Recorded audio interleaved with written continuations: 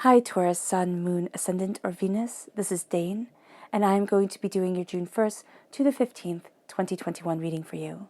Now, if this reading resonates with you, don't forget to like, comment, and subscribe. It really helps this channel grow. It helps me out tremendously and makes me so terribly happy. So thank you so much for doing so.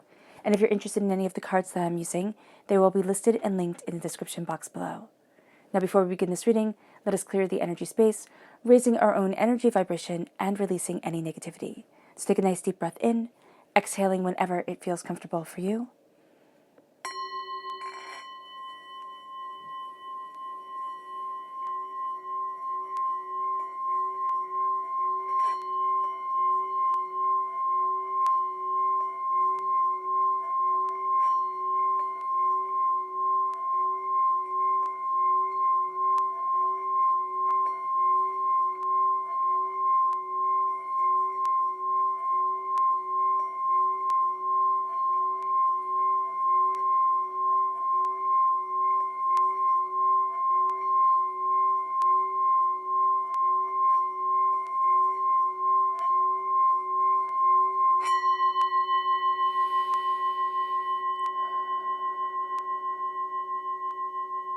Releasing all negativity from the body like storm clouds. Letting yourself feel calm, centered, and at peace as we enter into this safe and loving space.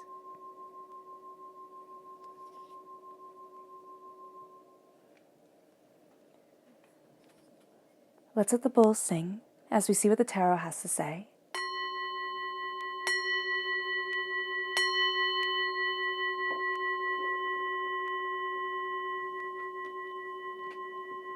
Taurus. June 1st to the 15th, 2021 Taurus. June 1st to the 15th, 2021 Taurus. Angels and spirit guides, show me clearly. Guide this reading and show me clearly. Taurus. June 1st to the 15th, 2021 Taurus. Taurus. Angels and spirit guides, show me clearly. This one right here. There we go.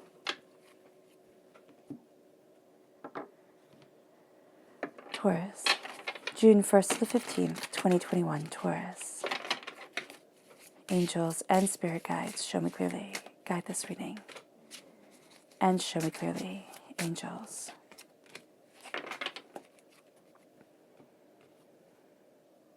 Taurus. June 1st to the 15th, 2021 Taurus. Taurus. Angels and spirit guides, show me clearly. Guide this reading. Fantastic. Okay. So let's think of the spread as a tree, because that's what I think of it as. It came to me in a dream, so there's no place that I got it from except from spirit itself. So this is the trunk, the roots, what holds up the tree, and this is going to be what holds us up during this time, the very basis of ourselves. The left-hand side is the inner self, the middle, the heart, the emotional self, the right-hand side, the public arena, the public self. So these are the branches here. We have the 5 of Pentacles, and we have the 10 of Wands. Interesting. We have the 10 of Swords, and we have the King of Swords, representing an air sign energy, Gemini, Libra, Aquarius. We then have the 5 of Pentacles coming through again. Interesting. Very different imagery here. And we have the 7 of Cups. We have the 2 of Swords, and we have the Fool. Okay. So what's very interesting is that, oh no, this is the 4 of Pentacles. Okay, good, because I was like, oh no, I don't want 5 of Pentacles, thank goodness. All right, so the 4 of Pentacles comes forward. Now that's vampiric energy. There's something here, but we're guarding ourselves against it emotionally really rather well, and we're really moving forward. So there's something that we're being astoundingly proactive with our change, with our development, with the power and the purpose that we are moving forward on. And I love how this rabbit has an eye patch. You know, he's a bit of a pirate rabbit, which I feel is going to be us during this time. It's very sweet, very kind, you know, when you think of a rabbit, and astoundingly lovely, but also that fierce pirate mentality, that fierceness, that determination, that sense of this isn't where I want to be. I'm going to go and kind of take what I want and be able to move forward the way that I need to, the way that I want to. Of course, the romanticized version of a pirate, not the real one. So at our roots during this time, there's a sense of poverty and just being overwhelmed. And we have the repeat of the number 10. So what we're going to see here is that we've come to a completion of a cycle when it comes to negative things, really quite profoundly. When it comes to being overworked, being underappreciated, and when it comes to having all these lessons compiled upon us and just piled on and piled on and piled on until we feel like we can't do it anymore. We feel like there needs to be this change. There needs to be this way forward. So that's going to be important. Now let's look at our chakra energy for this time. Taurus, June 1st to the 15th, 2021, Taurus. Psychic development, that makes perfect sense. We're going to be much more in tuned. And that can be very overwhelming for us. This is the third eye chakra. Because we want things to be steady. We want things to be stabilized. We want things to be well grounded. When we have psychic development coming forward, there's a sense of a door we didn't know was locked, opening up, and really starting to see what we hadn't thought would be a part of our lives. So this is seeing the world differently. This is seeing ourselves differently. This is passion. This is determination. This is focus. This is brilliance. And it's opening up our world to that.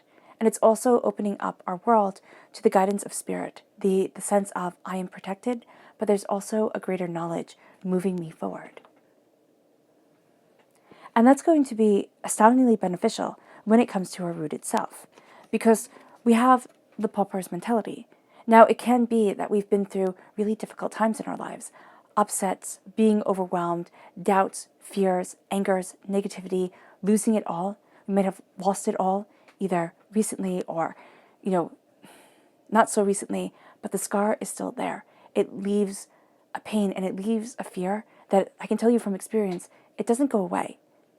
There's almost this sense of having to reassure yourself, like, it's okay, I'm safe. It's okay, I'm safe. And even when we're not safe, it's saying to ourselves, it's okay, I'm working towards safety. I'm becoming safe. I'm building my security around me. And that starts to help us because there's a sense of being outside of prosperity for just too long. It's hurtful, it's overwhelming, it makes us doubt, it makes us fear, it makes us question who we are. With the 10 of Wands, there's a burden that we're carrying, and we're carrying too much for everyone. And is this because we failed, or we perceive ourselves as having failed one time in the past, and now we can't let anything fail, anything fall apart? Yes, that could very well be the case. But it's also looking at what we desire and what we want, and knowing that it's not all on our shoulders. We don't have to do everything. We can step back. We can see, we can connect, we can come together. And we have to let people carry their own burdens. Because Taurus, we're going to want to carry the burdens of everybody. We're going to want to be that hero that comes in and says, I got this, I can take care of this. Everything's okay. And yeah, you are a superhero and you have that brilliant ability, but you don't have to be. And it's time to let people carry their own loads. And it's also time to look at ourselves as being prosperous, as being bountiful. It's not always waiting for the next shoe to drop. It's not always waiting for things to fall apart. Because the 10 of Swords is telling us that every single lesson that we have learned, every single heartbreak, pain, and disappointment, it has made us, it has forged us. Maybe not in ways that we want, or in ways that we think, wow, I could have lived my whole life without ever going through that. And that's okay. What we're going to see here is a sense of acceptance. And not acceptance, especially if it was something very bad that happened to us, of what happened, but of the knowledge that we have accumulated, of the darkness that we have been through, of the heartbreak and the pain and the disappointment and the anger and the upset, and the sense of there's more out here for me than meets the eye. There's more going for me than I could have imagined. And the 10 of Swords is that darkness before the dawn, is that sense of taking in the pain, understanding the pain, and then becoming the warrior king, then becoming the person who knows, who understands, who sees things, who sees beyond the bull of everybody and says, no, this is it. This is the heart of the matter. This is the crux of the whole entire thing. This is the passion and determination and the focus that guides me forward. it's a sense here of cutting through so much nonsense, so much hurt, so much disappointment, to come out stronger because of it, to come out the ruler. The King of Swords is the warrior king. Okay, the swords represent the mind, but the swords represent acquired and honed skill. It has taken a lifetime to build. And with that lifetime of building, with that lifetime of seeing, with that lifetime of understanding, there's a honing of our skills that comes forward. There's a sense of ferocity and insight and ideas and determination and a sense of this is me and this is what I want. Now, the King of Swords is also seen as a very cold person, but it doesn't necessarily mean that the King of Swords is a cold person. It means somebody who uses logic.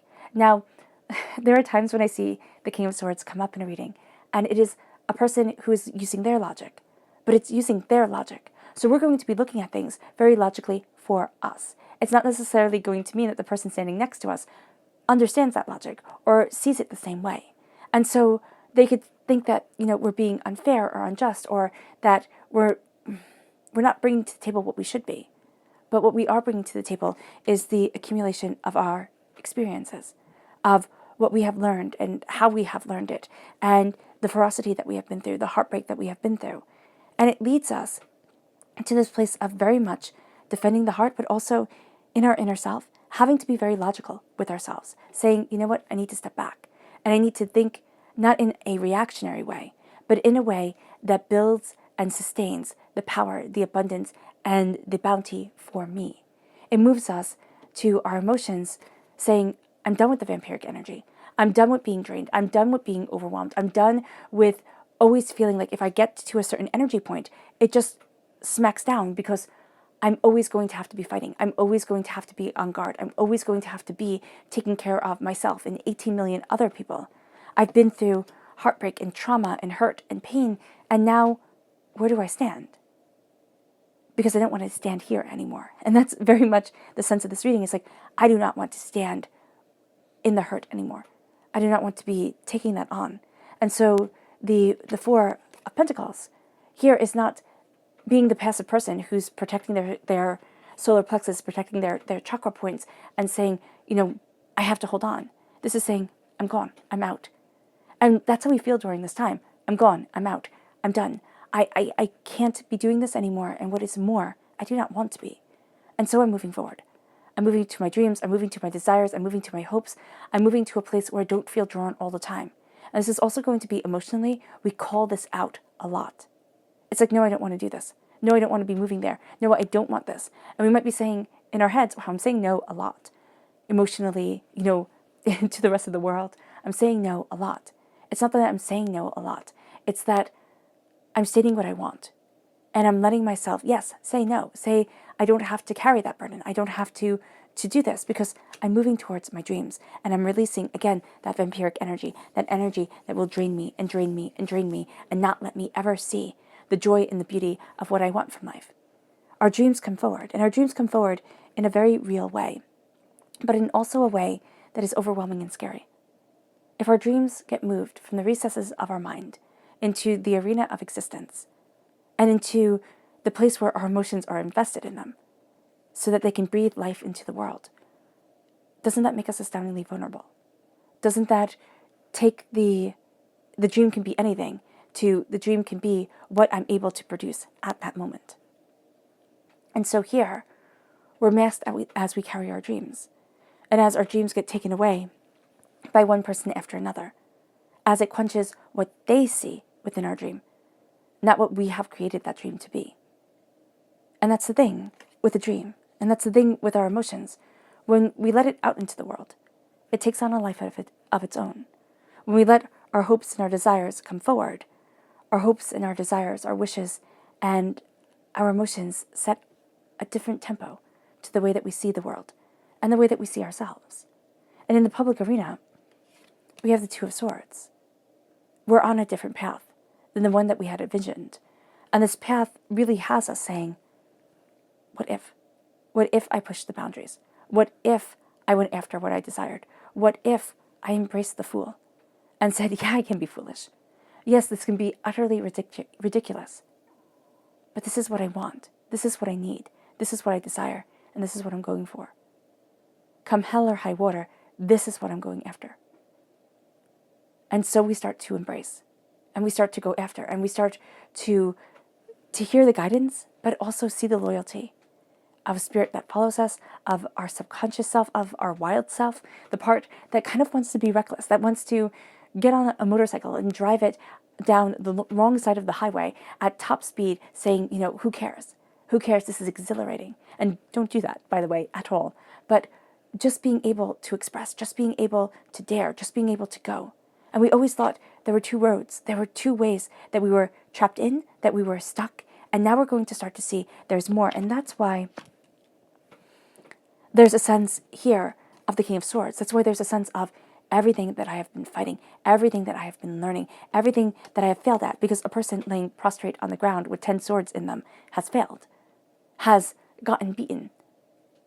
But here's the thing. We will see these heartbreaks, these pains, these disappointments as failures. And what Spirit is going to tell us, and what Spirit is telling us, is that they're not failures. They're not failures at all. They're facing a fear, their hurt, their pain, their disappointment. But now there's greatness, there's discovery, there's this rebirth, there's this sense of walking forward with new eyes. And that rebirth is something that can be very mournful, because what we have lost might not have been ever what we wanted to lose. And usually that's the case. What we lose is not what we're like, oh, okay, it doesn't matter, because it's hurt us, it's scarred us. And so what we lost, we're looking at and saying, okay, listen, this is no longer a part of me. I have changed. And I have changed into somebody, yes, a little bit colder, a little bit more, not naive, a little bit more cynical, you might say. But that change was for a purpose, because I'm not having the leeching energy anymore. I'm not keeping my dreams locked away, always in this perfect place where they are pristine and well received and absolutely brilliant and just the greatest thing since sliced bread. But they never get to see and experience the world itself. They only get to be in the recesses of my mind. I'm done being rooted in poverty and overwhelming burdens. I'm done. And this is a time where we start to see that there's a different way forward. That spending our lives carrying burdens and only looking at our feet is not a life we want. And it's not what we thought this game would be as we grew and as we developed. And so here, with the poverty, part of the poverty is the fact that I'm carrying too much. I can't be completely embracing abundance if I'm always struggling with burdens. And here, it's knowing that I'm not alone. And it's being able to obtain the guidance that leads me to seeing the wealth that balances my world, that calls me forward into success, and that leads me towards greatness. So let's go deeper.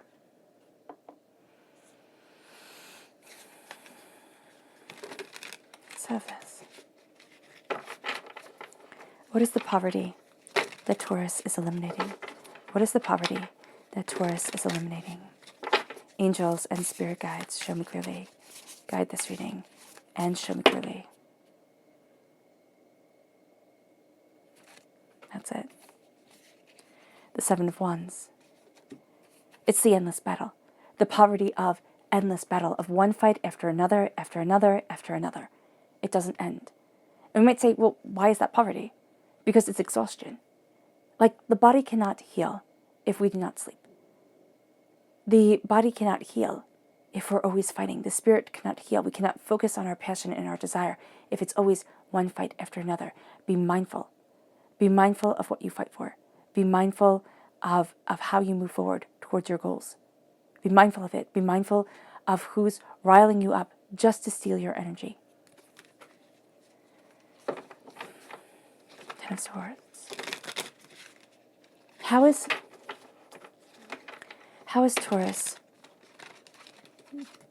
being reborn to the King of Swords? How is Taurus being reborn to the King of Swords?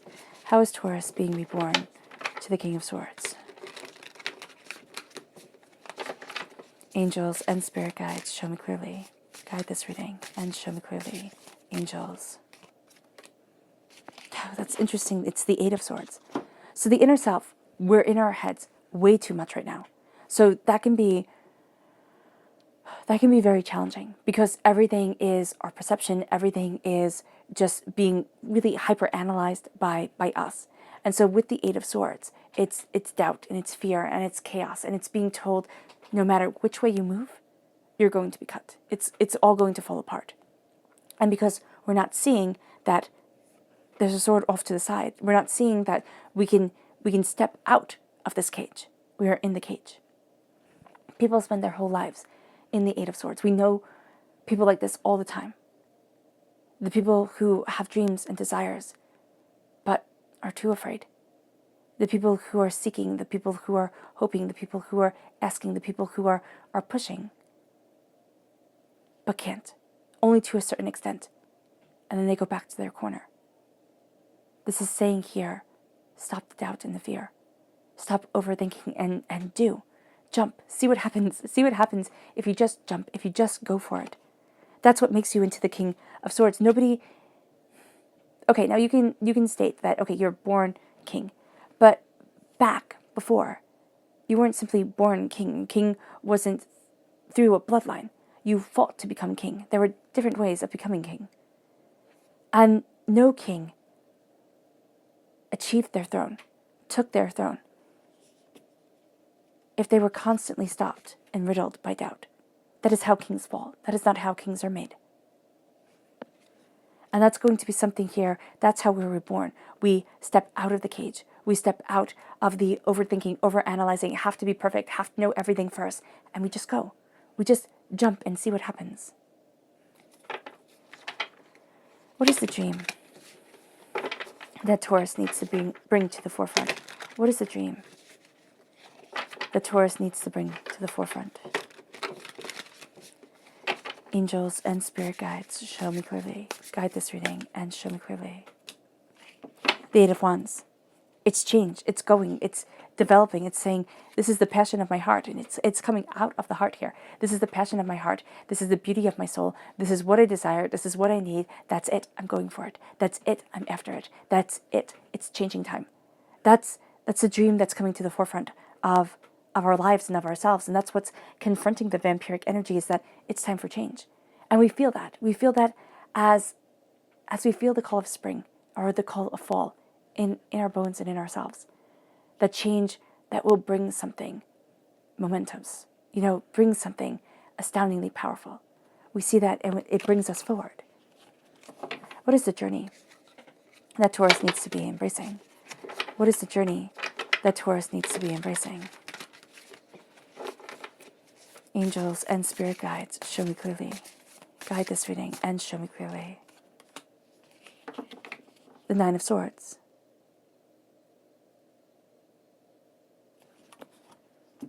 It's the facing of nightmares, doubts, and fears. We see that very much at our root during this time. It's looking at that plagues, especially in the waking world, because we have the pentacles and we have the wands. Those are real world things that we deal with. And it's saying here that we are dealing with the nightmare of, will I ever? And can I ever? And will the way that I am moving be the way that I want to move? Be the way that I want to develop? This is getting too much in our own heads. It really is. This is a time where we overthink, we overanalyze, we look at things 18 million different ways to Sunday, and we're really just going to need to jump and go for it. That is going to be the best thing, because even if it's wrong, we made a decision. Even if it's wrong, we pushed our way forward, and now we see, okay, where do I go from here? How do I go from here? How do I fix this? And where is it that I need to be? And we have to stop worrying that it's going to be wrong so much, because 9 times out of 10, it's just not. It's not going to be as bad as we imagined. Now, what is the energy that Taurus needs to be mindful of? What is the energy that Taurus needs to be mindful of? Angels and spirit guides, show me clearly. Guide this reading. The Queen of Pentacles. Now, this could be us getting in our own way. Standing back, because the Queen of Pentacles, the queens always are the directors behind the scene. That's how I see them. The kings are the actors upon the stage. So with our inner self being the King of Swords, our mind, our talent, our wit, our ability with words, that's seen really, really well by people, right? Even if we don't think it is.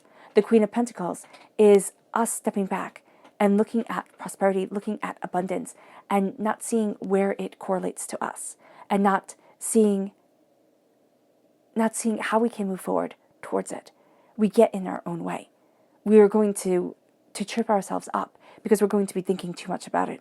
And we're also going to be thinking, I don't get to have the wealth that lasts for generations. I don't get to call forward prosperity and bounty into my life. It's always going to be a struggle. It's always going to be doubts. It's always going to be fears. I don't get to. And that's just not right.